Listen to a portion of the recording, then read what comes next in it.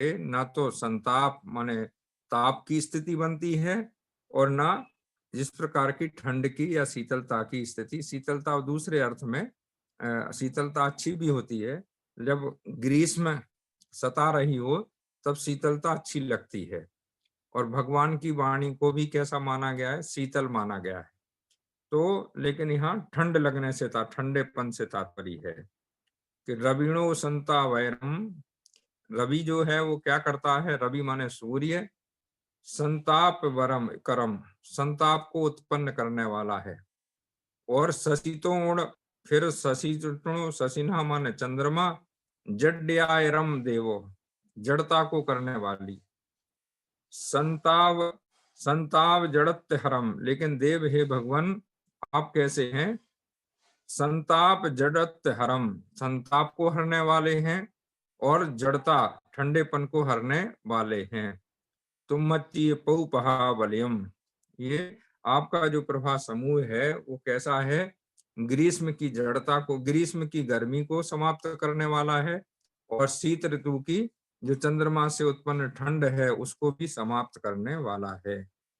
अब संसार में दो तेजस्वी पदार्थ प्राप्त होते हैं। एक तेजस्वी पदार्थ सूर्य है और दूसरा तेजस्वी पदार्थ चंद्रमा है। लेकिन हे भगवान आप कैसे हैं? सबसे उत्तम तेजस्वी अगर कोई है तो वो जिनेंद्र देव आप हैं। और कैसी स्थिति है? क्योंकि उसका जो प्रभा समूह है वह मनुष्यों को अत्यंत संताप का करने वाला है, सूर्य का। और चंद्रमा उत्तम तथा तेजस्वी पदार्थ कहें भी, लेकिन उससे बात नहीं बनती क्योंकि वह ठंड से युक्त कर देता है, जड़ता को करने वाला है। किंतु हे जिनेंद्र आपका जो प्रभा समूह है वह संताप को भी ताप को भी हरने वाला है। जिनेंद्र की वाणी भी ताप हरी कहलाती है कि वह संताप को हरने वाली है, ताप को हरने वाली है। तो इसलिए संताप और जड़ता दोनों का संपूर्ण रूप से नाश करने वाला अगर कोई प्रभा मंडल है तो हे जिनेंद्र देव वह प्रभा मंडल आपका ही है। और जब वह प्रभा मंडल इस प्रकार का है तो निश्चित रूप से वह उत्तम भी है और सुखदायक भी है। अब क्या कह रहे हैं? मंदिर मंदिर महज महज जानम्बू राशिणी घोष सन्निहा तुझो वाणी सुहाण अन्ना संसार विशस्यणा सियरी। भो देव, हे जिनेंद्र देव, तो वाणी सुधा अमृतम, आपकी जो वाणी है वह कैसी है? सुधा।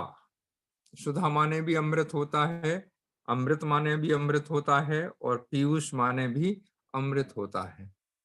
तो आपकी वाणी कैसी है?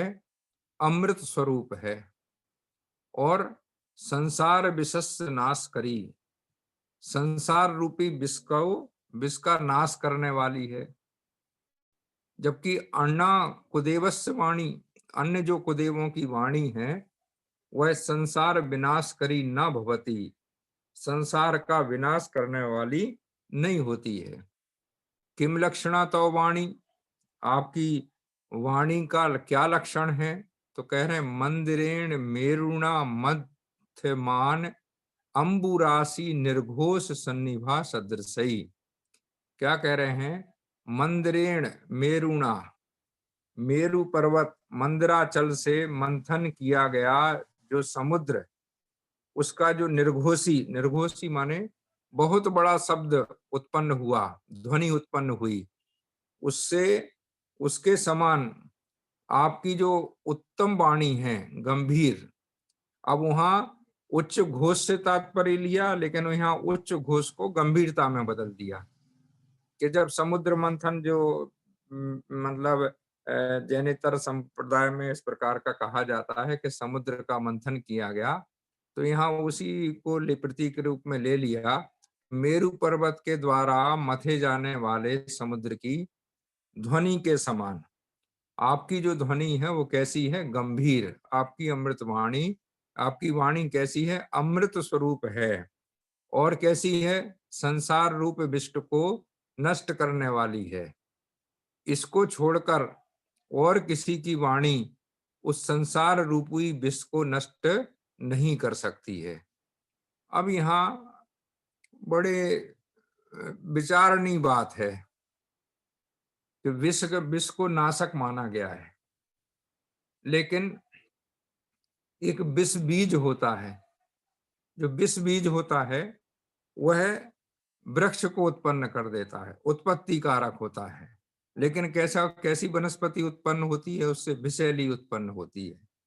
तो संसार में से उसके लिए क्या कर दिया कि संसार रूपी विष को नष्ट नहीं कर सकती है। क्या अमृत जो दूसरों की कुदेवों की वाणी है वो संसार रूप विष को नष्ट नहीं कर सकती है, लेकिन हे भगवान आपकी जो वाणी है वो कैसी है? अमृत स्वरूप है।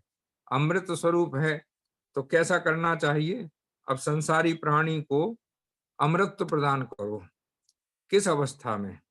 जब तक संसार नहीं छूटेगा तब तक उसे अमरत्व पद की प्राप्ति नहीं होगी। अब आप एक क्षण के लिए विचार करें कि अमर देवता भी अमर कहलाते हैं। तो देवता अमर क्यों कहलाते हैं? क्योंकि उनकी आयु घटती नहीं है, इसलिए उनको अमर संज्ञा दे दी। अब मान लो कि किसी ने अपना नाम अमर रख लिया, लेकिन अकेले नाम रखने से वह अमर तो नहीं हो गया। वो भी आप देखें कि वो एक प्रसंग आता है कि माला मुरझानी रे, 6 महीने पहले जो माला मुरझा जाती है उससे वे संताप को प्राप्त होने लगते हैं। तो ऐसी स्थिति में जो संसार रूपी विष है उसको नष्ट करने वाली अगर कोई वाणी है तो हे जिनेन्द्र देव आपकी उत्तम वाणी है, और वह कैसी है? अमृत स्वरूप है। अब यहाँ विशेषार्थ में बता रहे हैं कि जिनेन्द्र भगवान की जो दिव्य ध्वनि कृति है वह कंठ, तालु, कंठ और ओष्ठ आदि के व्यापार से रहित निरक्षर होती है। उनकी वाणी, भगवान की वाणी की विशेषता है कि वह कैसी होती है? निरक्षरी होती है। उसकी आवाज समुद्र अथवा मेघ की गर्जना के समान गंभीर होती है। अब यहाँ मेघ की गर्जना के समान गंभीर, लेकिन मेघ की गर्जना जो होती है वो प्रचंड होती है, लेकिन प्रचंडता है वो डरावनी होती है। लेकिन यहाँ जो भगवान की वाणी है वो उच्च स्वरी है लेकिन गंभीर है। उसमें एक यह विशेषता होती है कि जिससे श्रोता गणों को ऐसा प्रतीत होता है कि भगवान हमारी भाषा में ही उपदेश दे रहे हैं। यह उनकी भाषागत विशेषता है, ये समूह शरण की, दिव्य ध्वनि की। और कहीं कहीं पर ऐसा भी उल्लेख पाया जाता है कि वह दिव्य ध्वनि होती तो निरक्षर है, लेकिन उसे जो मागध जाति के देव हैं वे अर्ध मागधी भाषा में परिणमित कर देते हैं, बदल देते हैं, मतलब लोगों को अर्ध मागधी भाषा में सुनाई देती है। वह दिव्य ध्वनि स्वभावता स्वाभाविक रूप से तीनों संध्या कालों में 9 मुहूर्त तक खिरती है, 9 मुहूर्त तक। लेकिन परंतु गणधर, इंद्र एवं चक्रवर्ती आदि के प्रश्न के अनुसार कभी वह अन्य समय में भी खिरती है। अब कभी कभी ये प्रश्न उपस्थित होने लगता है कि भगवान के समोसरण में भी एक प्रकार से वीआईपी व्यवस्था थी कि अगर वैसे सामान्य जन के लिए तो 3 समय तय थे, 3 संध्या काल, और उसमें 9 मुहूर्त तक दिव्य ध्वनि फिरती थी। लेकिन अगर गणधर आ जाएं, इंद्र, गणधर कुछ पूछ लें, इंद्र आ जाएं, इंद्र कुछ पूछ ले, चक्रवर्ती आदि आ जाएं और वे कुछ प्रश्न करें तो अन्य समय में भी खिर जाती है। उसके पीछे एक लोक के रीति से भी देखना चाहिए। जो व्यक्ति बहुत प्रभावी होता है उसके प्रभाव में बहुत लोग रहते हैं, इसलिए एक है साध है सब सद है। कई बार क्या होता है, अगर एक के लिए कोई सिद्धि हो जाती है तो वो अनेक लोगों की सिद्धि के लिए काम करती है। तो चक्रवर्ती को अगर बोध की प्राप्ति हो जाती है, ज्ञान की प्राप्ति हो जाती है दिव्य ध्वनि के माध्यम से, तो वह अपने अधीनस्थ जितने लोग हैं उन सब तक वह बात भेज सकते हैं, वैसा करने के लिए कह सकते हैं। और चक्रवर्ती भी कोई कम ज्ञानी नहीं होता, कम ज्ञानवान नहीं होता, लेकिन उनके मन में भी शंका आ रही है तो शंका भी विशेष होगी। इसलिए इस प्रकार की एक नियोगगत व्यवस्था दिव्य ध्वनि के साथ जुड़ी हुई है कि गणधर और इंद्र और चक्रवर्ती अगर असमय में भी आ जाते हैं तो भी भगवान की वाणी खिर जाती है और वह 1 योजन तक सुनी जाती है। और भगवान जिनेंद्र चूंकि वीतराग और सर्वज्ञ होते हैं, अतएव उनके द्वारा निर्दिष्ट तत्व के विषय में किसी प्रकार का संदेह नहीं किया जा सकता। हमारे यहाँ कहा गया है, आचार्य समंत भद्रदेव ने कहा, नान्यथावादिनो जिनाह, कि जो जिनेंद्र भगवान हैं वो अन्यथावादी नहीं होते। कारण यह है कि वचन में असत्यता या तो कसायवश देखी जाती है या अल्पज्ञता के कारण, कम बुद्धि के कारण। तो ना तो भगवान में कसाय है और ना अल्प बुद्धि की स्थिति है। तो जिनेंद्र भगवान में ये 2 दुर्गुण नहीं है या कमियां नहीं है, इसलिए उनके वचनों में असत्यता कभी नहीं होती। इसलिए उनकी वाणी को अमृत के समान और संसार विष का नाशक बताया गया है। अब और क्या कह रहे हैं, पत्ताणम सारिणम पिव तुझ गिरम सा गई जड़ाड़म पिए, जो मोक्ष तरुठाणे अस्य ऋष फल कारणम होई। क्या कह रहे हैं कि भोजन हे जिनेंद्र देव, तव गिरम वाणी प्राप्ता नाम जड़ानाम अपि सा तव गिह वाणी, तेसाम जड़ानाम गति सुमार्गणा, तव वाणी मोक्ष तरु स्थाने असदृश फल कारणम भवति, सा वाणी केवल जल धोरणीवो। हे जिनेंद्र देव, क्यारी के समान तुम्हारी वाणी को पाकर प्राप्त हुए अज्ञानी जीवों की वह अवस्था होती है जो मोक्ष रूप वृक्ष के स्थान में अनुपम फल का कारण होती है। अब यहाँ विशेषार्थ में कह रहे हैं, जिस प्रकार उत्तम क्यारी को बनाया कर उसमें लगाया गया वृक्ष जल सिंचन पाकर अभीष्ट फल देता है, उसी प्रकार जो भव्य जीव मोक्ष रूप वृक्ष की क्यारी के समान उस जिनवाणी को पाकर अर्थात सुनकर तदनुसार मोक्ष मार्ग में प्रवृत्त होते हैं, उन्हें अवश्य ही उससे अनुपम फल मोक्ष सुख प्राप्त होता है। एक अपने यहाँ जो अकाम निर्जरा और सकाम निर्जरा कही गई, ऐसे ही पुरुषार्थ के विषय में कहा गया। उनसे कहा, कल क्या होगा और कब क्या होगा इस फेर में मत पड़ो, तुम अपना पुरुषार्थ स्वयं करो। तो अपना पुरुषार्थ तो एक उदाहरण दिया यहाँ कि आपको फल की आकांक्षा है, तो अब ये कि जंगल में कहीं भी अपने आप फल उत्पन्न वृक्ष उस फल का वृक्ष लगेगा और उससे फल खाओगे।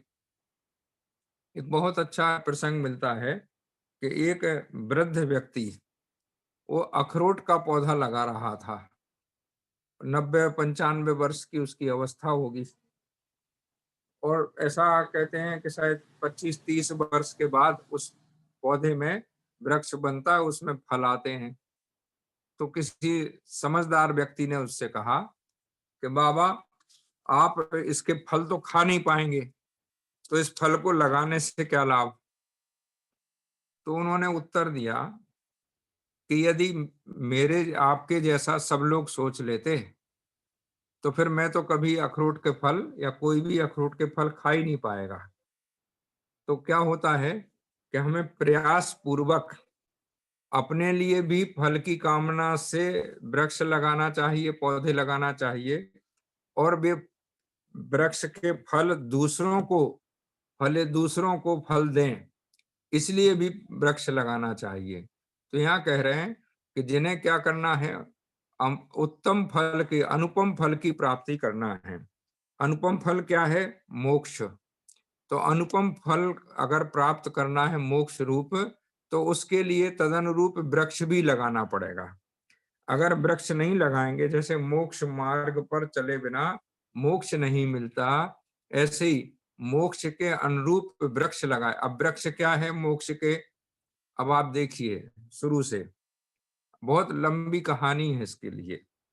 सबसे पहले अष्टमूल गुणों का पालन करो, फिर सप्त व्यसन का त्याग करो, फिर 6 आवश्यकों का पालन करो, फिर 5 अणुव्रतों का पालन करो, फिर 12 व्रतों का पालन करो, फिर 12 व्रतों के पालन के साथ आप 11 प्रतिमाओं को धारण करो, फिर क्षुल्लक केलक से आगे बढ़ते हुए महाव्रतों को धारण करो, महाव्रती बन करके फिर घोर तप करो, घोर तप करने के बाद केवल ज्ञान की प्राप्ति करो, केवल ज्ञान प्राप्ति के बाद मोक्ष होगा। तो इतनी लंबी एक जो श्रृंखला है वह इन मोक्ष रूप वृक्ष के लिए है, मोक्ष रूप वृक्ष की है। और उससे फल क्या मिलेगा? जिसका फल होता है, जिसका पेड़ होता है उसी का फल प्राप्त होता है। जैसे हम लोग कहते हैं ये कौन सा पौधा है? आम का पौधा है। अब उस समय तो आम दिखाई नहीं दे रहे हैं, लेकिन जब भी उसमें फल उत्पन्न होंगे तो वे आम के ही फल उत्पन्न होंगे। तो इस प्रकार कह रहे हैं, हे जिनेंद्र देव, क्यारी के समान तुम्हारी वाणी को प्राप्त हुए अज्ञानी जीवों की वह अवस्था होती है जो मोक्ष रूप वृक्ष के स्थान में अनुपम फल का कारण होती है।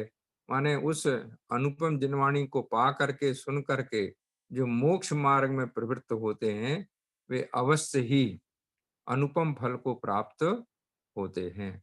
इस प्रकार से समझना चाहिए। क्यारी तो, क्यारी मतलब तो वो मेड़ ही होती ना? नहीं, क्यारी पूरी चारों तरफ मेड़ लगा करके और एक निश्चित स्थान बनाया जाता है जिसमें पानी भरा जा सके। हाँ, मतलब पूरे उसको भाग को क्यारी कहते हैं। हाँ, और वो लगभग चौरस ही बनाते हैं प्रायः। हम लोग जब कक्षा 8वीं में पढ़ते थे तो सबको एक एक क्यारी आवंटित की जाती थी और उसमें बीज डालते थे और उसमें फिर वो पौधे उत्पन्न होते थे, फिर फल उत्पन्न होते, प्रायः सब्जियां लगाते थे। अब उस समय तो हमने फूल गोभी भी खूब उगाई, पत्ता गोभी उगाई, चुकंदर उगाई, ये सब जो अपने काम की चीजें नहीं थी, स्कूल में वैसा काम करते थे। हाँ, वो खैर उस टाइम तो क्यारी मतलब उसमें कि पुरुषार्थ करो स्वयं। अगर अपने लिए पहले फल कब मिलेगा? बाद में, लेकिन उसके लिए तैयारी प्रारंभ से। तो क्यारी भी बनाओ, उसकी जमीन को निदाई गुड़ाई करो, पानी सींचो रोज और उसकी देखभाल करो, फिर उसके बाद फल की प्राप्ति हो। समुद्र मंथन हो गया। हाँ, कल का बताएं आपको सर्व ऋतु वाला। हाँ, कल वो सर्व ऋतु वाला थोड़ा सा कि किस समय होते हैं, जन्म के समय है। देखो, पहली बात तो ये, आदि पुराण में तो एक सूचना मिली। आदि पुराण में उन्होंने कहा कि पहले तो पृथ्वी रजस्वला थी। रजस्वला माने धूल से युक्त थी, और बाद में वो पृथ्वी कैसी हो गई? पुष्पवती हो गई।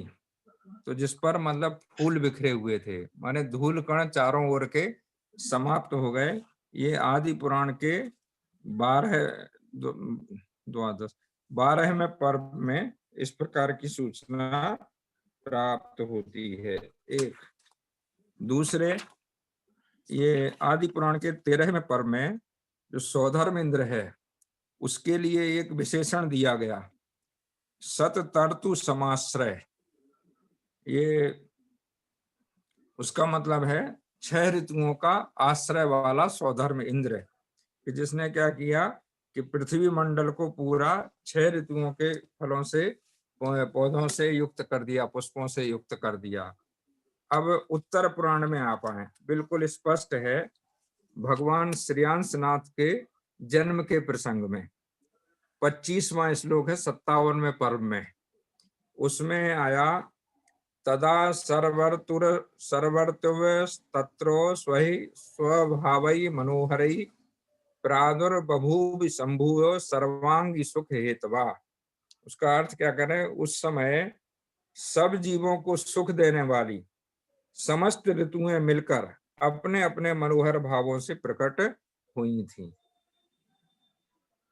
ठीक है, 3 संदर्भ अभी जब आपने हमसे 150 पेज पढ़वा लिए तब मिले। ये बिल्कुल स्पष्ट है, तदा सर्वर्तुवस्तस्त्रो स्वयं स्वभावै मनोहरि प्रादुर्बभूव शंभुयो सर्वांगी सुख हेतवा। ये 25वां श्लोक है, 57वां पर्व है, भगवान श्रेयांसनाथ, तीर्थंकर श्रेयांसनाथ के जन्म का प्रसंग है। अब वो क्या हम लोगों के सबके मन में यही था कि भाई वो उस समय केवल ज्ञान के समय ऐसी स्थिति बनती है। सभी केवल ज्ञान की नहीं, केवल ज्ञान के बाद तो भगवान पृथ्वी पर ही नहीं चलते।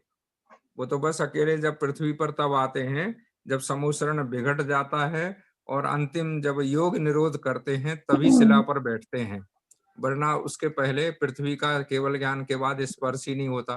क्योंकि कितने धनुष ऊपर चले जाते हैं? 5000 यही धनुष। केवल ज्ञान 5000 500 5000 हाँ धनुष।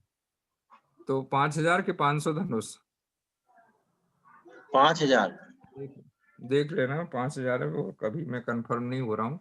तो वो उतने ऊपर चले जाते हैं। उनका जो विहार होता है, श्री विहार होता है, वो भी आकाश मार्ग से ही होता है। और उसमें और इसके बाद पूरे समय फिर समूसरण जहां लगता है वहां समूसरण में बैठ जाते हैं, तो वही ऊंचाई उतनी ही रहती है, कम नहीं होते, नीचे नहीं आते। लेकिन बस जब योग निरोध करते हैं तब वे पृथ्वी का स्पर्श करते हैं, शिला पर बैठते हैं, क्योंकि समूसरण बिघट ही जाता है, समूसरण रहता ही नहीं। इसलिए उस समय न तो ऋतुओं के कोई प्रसंग से उनका कोई मेल होता है ना कुछ, ये जन्म के साथ ही ये सारी चीजें होती हैं। अब हमारे क्या है, हम लोगों के जो है ध्यान में देव रचित हैं 4-10 अर्धमागधी भास, आपस माही मित्रता निर्मल दिश आकाश, होत फूल फल ऋतु सब है, धरती कांच समान, चरण कमल तल तो कमल है, नभ के जय जय बान। हाँ, तो जो देवकृत अतिशय हैं वो अकेले केवल ज्ञान के बाद नहीं जोड़ो, क्योंकि केवल ज्ञान के अतिशय जो हैं वो अलग हैं और देवकृत 14 अतिशय अलग हैं। हाँ वो अलग है, वो बात है। जन्म के 10 अतिशय अलग है और इसमें स्पष्ट है, और भी अनेक प्रसंगों में इस प्रकार की बात आई। हाँ, तो जब वो उत्तर पुराण में मिल गया सीधा सीधा, तो फिर मैंने आगे और देखा ही नहीं फिर। हम देख रहे, अभी उत्तर पुराण भी देख रहे। अच्छा, अभी भी विश्वास नहीं? अरे ये देखो, ये भाई साहब ये उत्तर पुराण रखा हुआ है सामने, ये आपके आदि पुराण देखो, आदि पुराण भी रखा हुआ है। वो तो ठीक है, लेकिन हमें तो चाहिए वो हमें तो क्या है, आपसे तो आपसे व्हाट्सएप पे नहीं जुड़े, व्हाट्सएप से हम पे जुड़े, तो हमें तो उनको वो देना पड़ता ना पेज। अब वो सिखाया भी अपन ने 57 देखो उत्तर पुराण में, अरे वो सिखाया भी हमने है, सिखाया भी हमने है कि कोई भी चीज है तो उसका पुख्ता सबूत लेना है।